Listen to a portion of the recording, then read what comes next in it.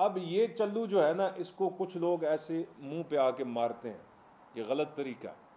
जब आप इसको मारेंगे तो आपके मुंह पे पानी कम पड़ेगा, दाईं तरफ ज़्यादा गिरेगा, बाईं तरफ भी गिरेगा।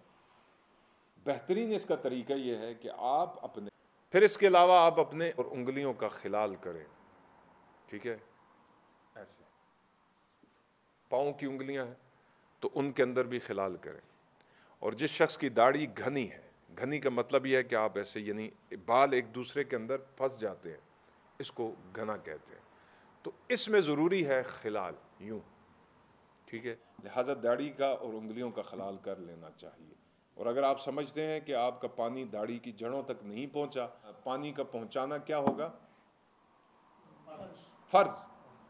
ठीक है, और अगर नहीं पहुंचा तो उसका पहुंचाना क्या होगा? फ़र्ज होगा। ये एक और मसला भी यहाँ पर याद रखें। पानी जब आपने लिया, चाहे वो आपने टब से, टूटी से या घड़े से या जिस तरह से भी लिया, अपने चल्लू को भरा। अब ये चल्लू जो है ना, इसको कुछ लोग ऐसे मुंह पे आके मारते हैं। ये गलत तरीका है। जब आप इसको मारेंगे तो आपके मुंह पे पानी कम पड़ेगा, दाईं तरफ ज़्यादा गिरेगा, बाईं तरफ भी गिरेगा। बेहतरीन इसका तरीका ये है कि आप अपने चेहरे को आगे करें, यूँ आगे करें, ऐसे चल्लू भर के ना।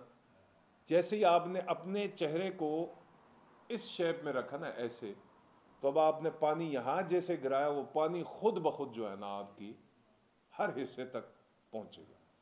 ठीक है, आपने आके अपनी पेशानी पर पानी को गिरा देना है। छपटे आपने, जी, छींटे आपने नहीं मारना। ठीक है, 3 सुन्नतें हमने डिस्कस की, दरम्यान में कुछ फ़राइज़ और वाजिबात की बातें आ गई।